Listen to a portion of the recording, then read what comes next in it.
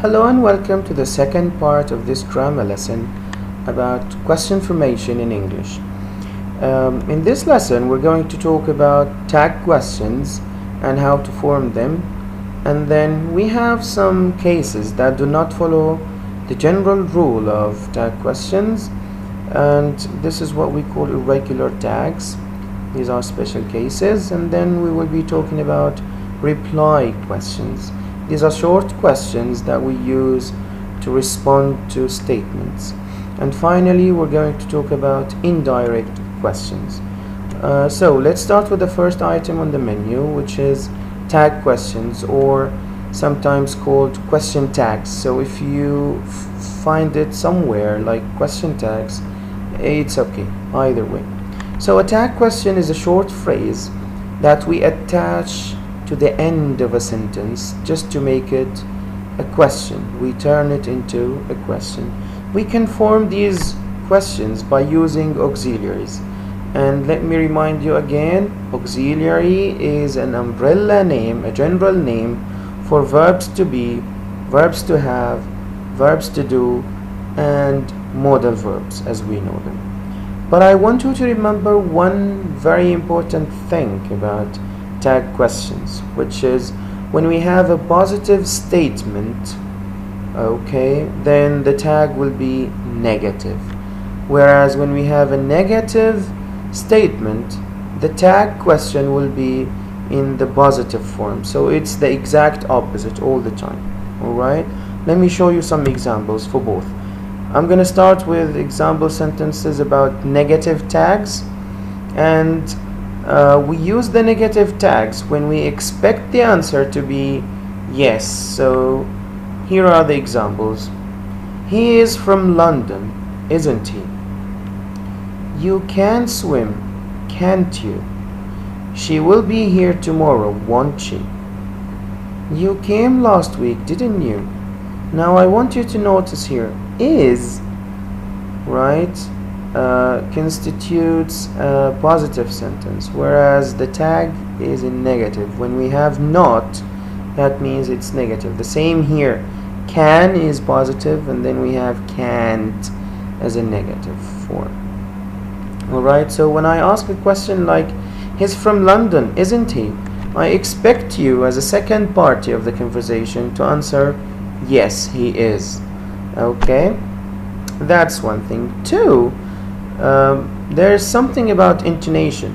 Remember, intonation from the previous lesson is the music of the sentence, the tone, I mean, how you say the sentence. Alright, so when you say the tag question with rising intonation, that means you are not certain, you're not sure about the information you're asking about. You need that, it's missing.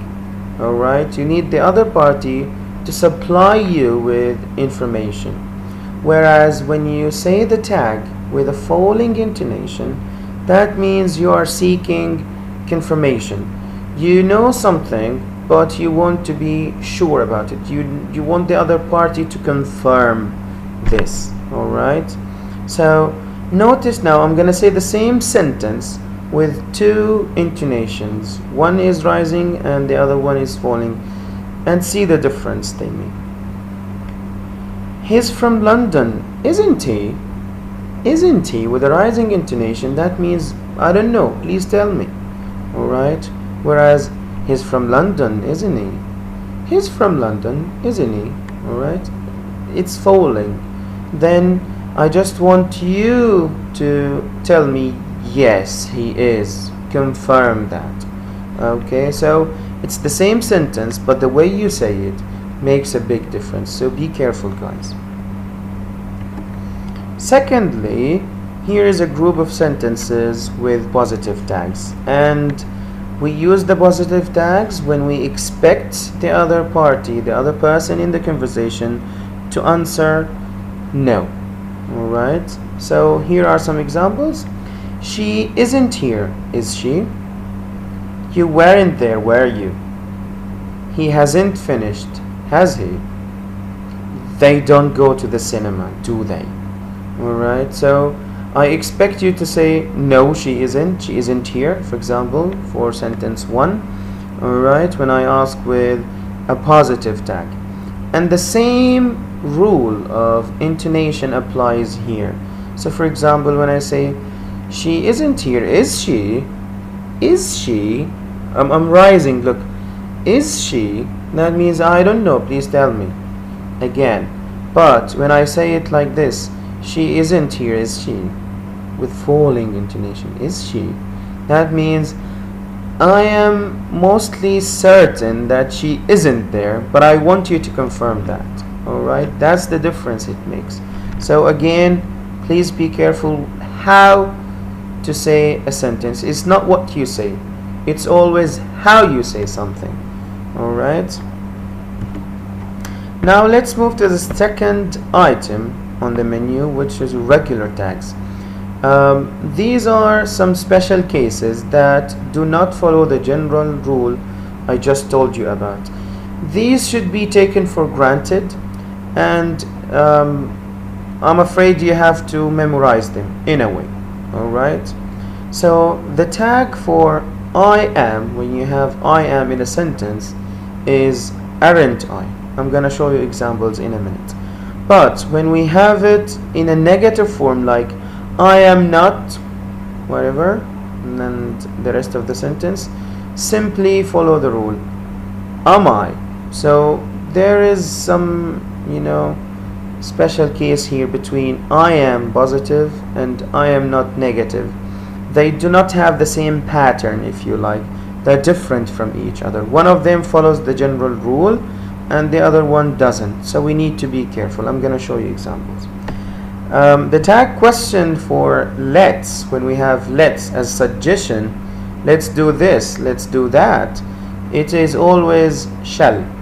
Okay, and after an imperative is like an order. Okay, when you order somebody to do something, after the imperative we use will you or want you as tags. The same goes for verbs to be and verbs to have. Here are some examples. I am on time, aren't I? Notice I have I am, and then the question tag was like this, aren't I? This is the rule. They are irregular. Okay, it's always like this all the time. But when we have I am not in negative form, notice it follows the general rule am I.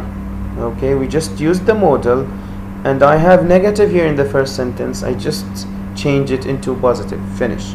Alright, whereas in the first case it's somehow special, we need to be careful about it. Then let's go to the cinema tonight, shall we? You see, we have let's in the first part of the sentence, so we use shall we. It's always like this, let's go, shall we? Let's do that, shall we? Okay, now let's go to imperatives or orders in sentence number 4. Open the door, will you? Open the door, won't you?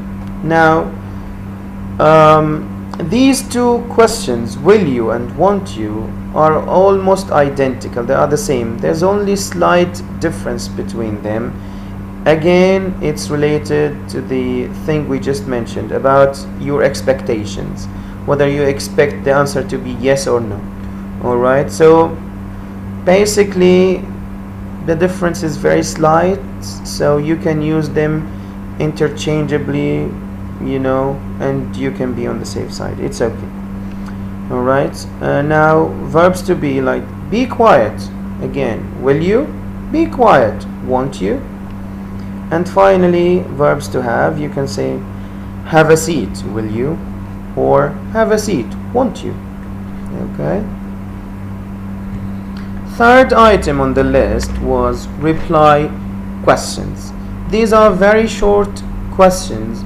We use them to respond to what someone says or to a statement. Okay, they are used to show your emotions, whether you are surprised, uncertain, or you are interested.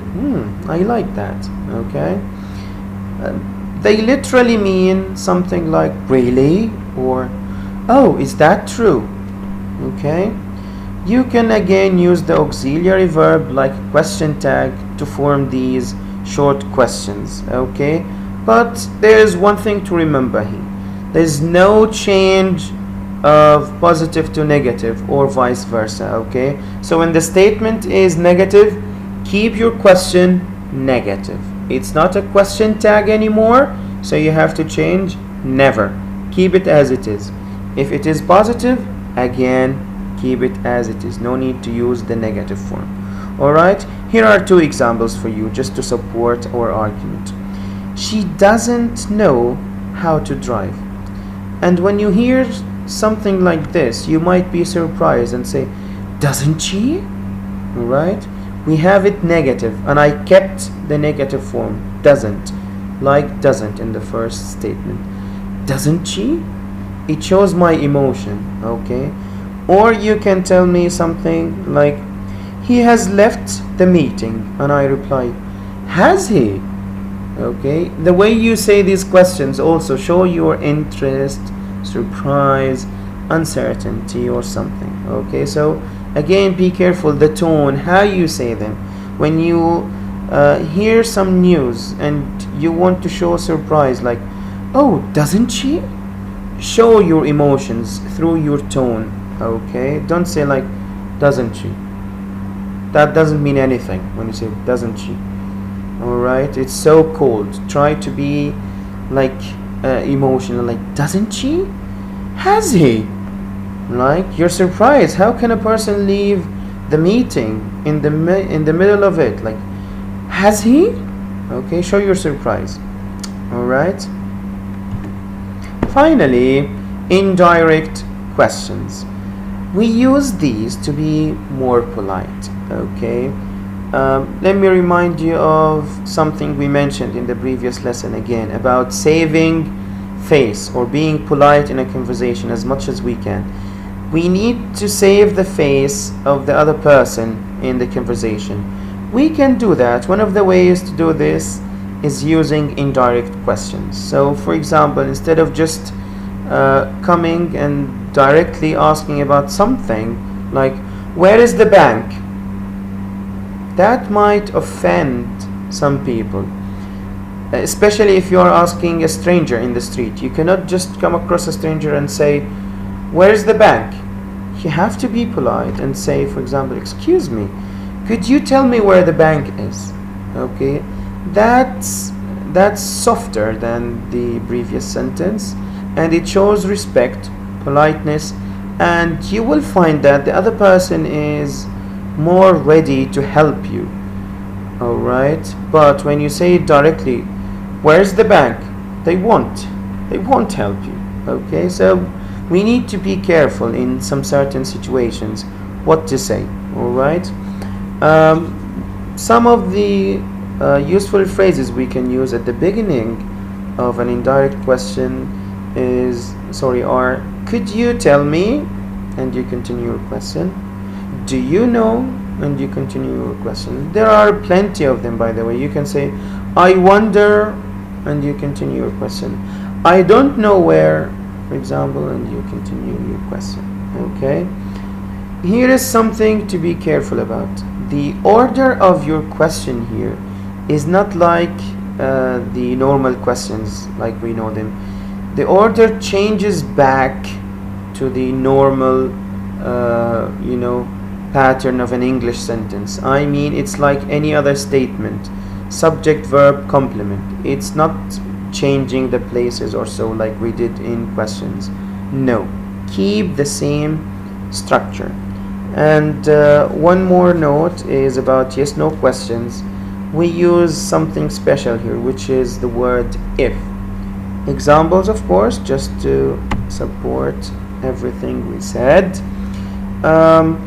When does Alice usually arrive? This is a direct question, okay?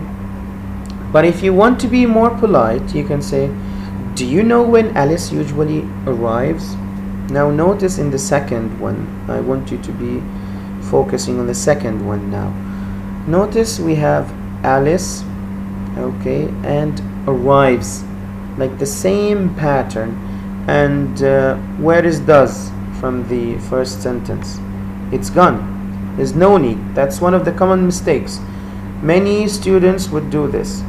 Do you know when does Alice usually arrive? Which is wrong.